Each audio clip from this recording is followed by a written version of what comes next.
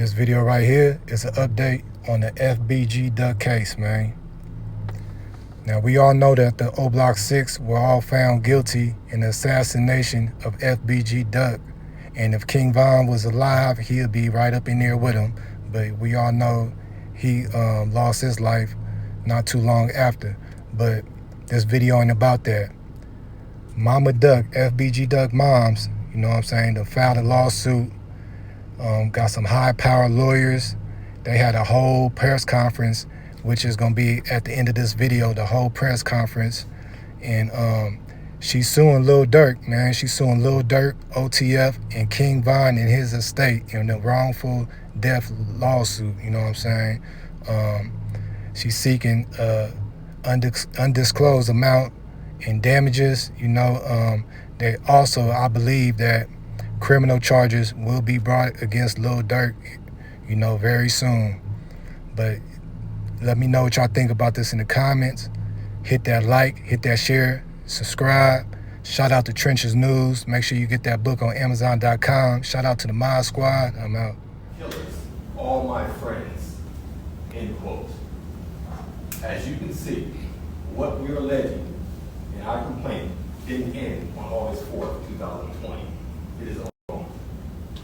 The template of what transpired on August 4th, 2020 reaches beyond Lil Durk, kingvon, and OTF. We plan and act in a mob style to kill FBG Duck. Why? Because UMG, Interscope, Sony, Alamo Records, Empire Records created profit and made business decisions to act as an extension of a criminal enterprise.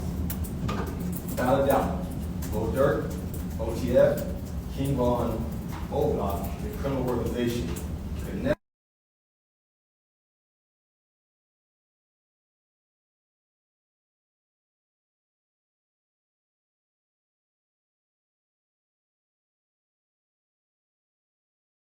achieve the international fame and become so emboldened to kill a rival musician without the promotion that would harm our community.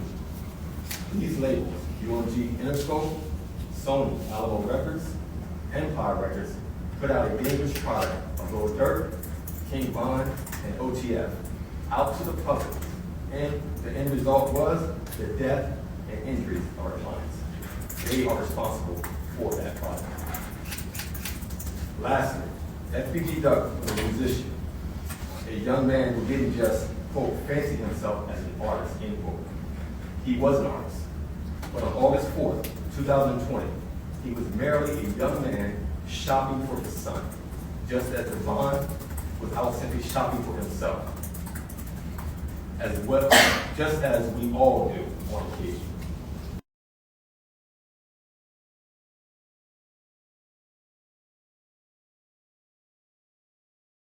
And Cachet, well, she was forced to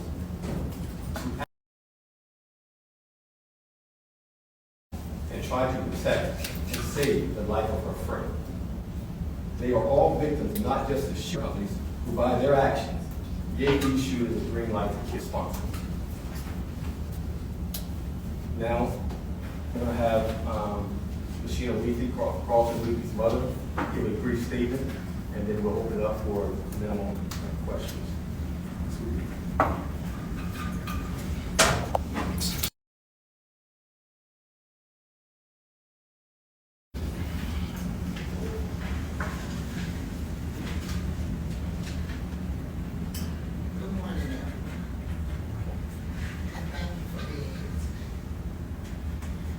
It has been a long and painful journey.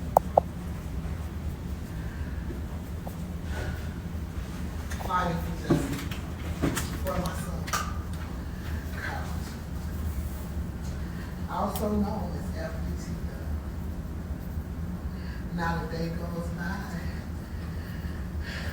that I don't think about him and the life that was taken from him. Today we are one step closer to justice. It has been a long road, but there's finally light at the end of the tunnel. My son served better, so does his children. Going forward, please direct all questions and inquiries regarding the lawsuit to my attorneys. I trust them as we to fight for justice. Thank you to everyone who has stood by me and my family. We still have a ways to go, but I believe justice is on the way. Thank you.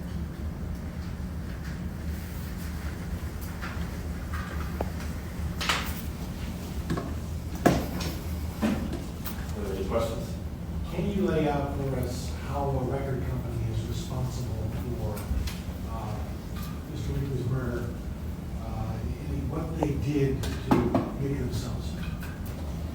I think the complaint of law speaks for itself, as I stated earlier. As a company, when you realize that you have a dangerous product, when you're pushing that dangerous product out to the public, you have a responsibility to ensure that that dangerous product is not injured or hurt or harmed. And we have laid out in our complaint, time and time again, numerous positions associated signed to these labels that were engaged in dangerous violent activity, which led to August 4, 2020. Is it that the record companies promote that activity, or do they profit by the fact that the artists have chosen participants in that activity? It's all of the above. They specifically memorialize in the rap albums that were presented at the threatening, the killing, and then the celebration of the killing and the continued killing. All on the name of profit. If you look at their modus operandi of how they operate, these record labels have operated over the last decade or so, even a little longer. They have continued to promote and profit on what they knew was violent. They were a part of they put out their social media, right? They monitored what was going on, yet they cannot now act surprised as to the product and the results that happen. Can you lay out exactly how Lil Durk is responsible, as you say, just with the chain of events and how the evidence points to him? It's all in the complaint. The complaint is 228 pages. It lays out that Lil Durk, as the boss of OTF, it's unthinkable that he didn't know, didn't participate in what transpired on August 4, 2020. When you take an entity prior to legally incorporated as a record label, and that entity is involved in criminal activity and violence, and you sign all those individuals who are affiliated, associated with known gang members, you're responsible for that. And that's what OTF was. It was a hub, as our complaint lays out, for gang members who are engaged in violent conduct. Are the record companies responsible for what their artists say and do outside of in a recording studio? This wasn't a recording studio. So what they were going to do was was recorded and presented to the public. The record labels knew what they were putting out. They also knew the criminal histories and the bodies associated with the conduct of OTF. Pardon my ignorance here, but was there a song that triggered the murder? Was there an activity that triggered the murder? Why did they target Mr. Weekly the way they did? And did something precipitate this specific action? Right now, as we laid out in the complaint, this is year and a half in the making. You can scrounge through their music, and you can see where the development of what transpired on August 4th, 2020. So this just didn't happen overnight. This was a planned activity. Did Mr. Duck somehow diss the Durk people and retaliate for that? I guess I'm looking for the cause of it. Well, let me just step in real quick. One of the things that I think may be helpful for you is just look at the public record. Look what is available as to Lil Durk. Look at his videos. Look up his involvement with the other people that were identified in the complaint, and you will have a crystal clear understanding of what Lil Durk was involved in and how he did it. There's videos out there, countless videos, where he tells you who he is. In his music, he tells you who he is. It's there. And I would add, even from, again, the most recent release, he's telling us who he is and who he associates with. Seems like a lot of music over the years has celebrated violence in one way or another. You're saying this is specifically different? We hear a lot of hip-hop, rap, talking about shootings and things like that. You're saying this is specifically? This is not celebrating violence. This has nothing to do with artistic expression. This has to do with individuals who are telling us what they're going to do, what they have done in relation to violence and their behavior. That's where it crosses the line. When you take it from the music and you take it to the public in the streets and you kill someone.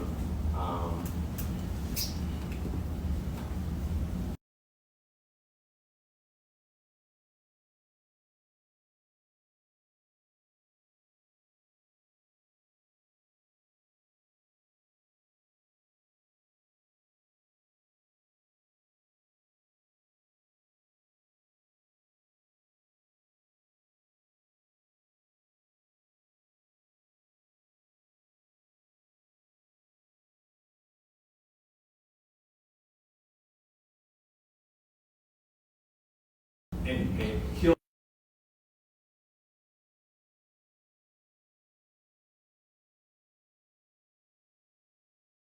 engaged on scale. That's the difference. And just want to add historically, some of the rap lyrics that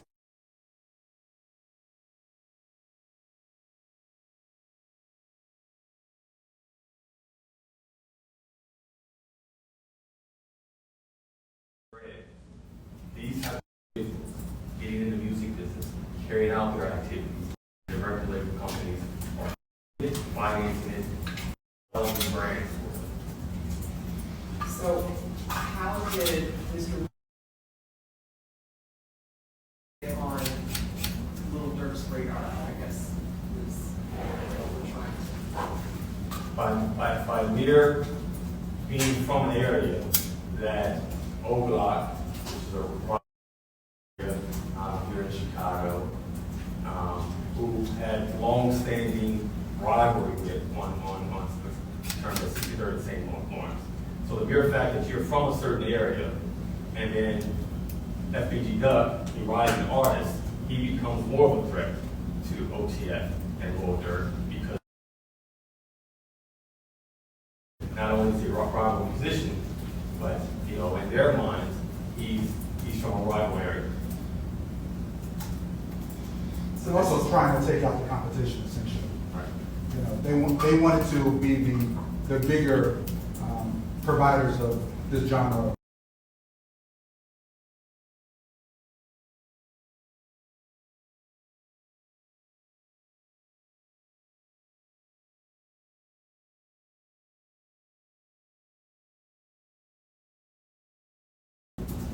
So these artists know that they're leaving a trail. I mean, that they're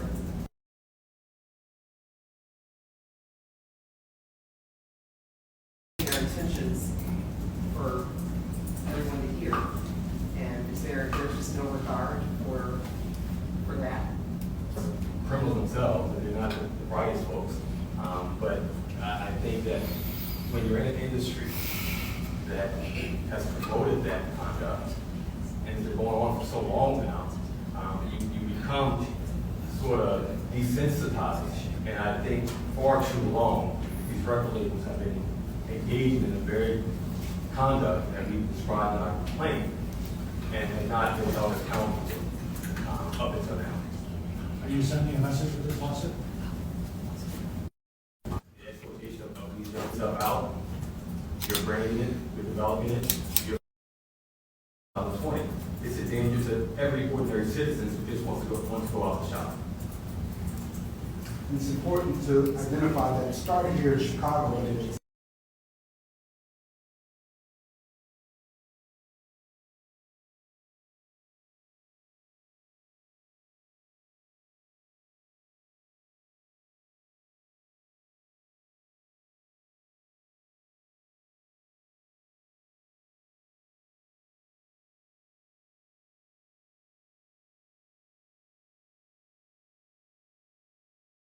Want to support me? Go to Nene Marie 37 on Instagram and purchase you a signed copy of my book. You want to support me? Go to TikTok. Follow me at Trenches News 3837.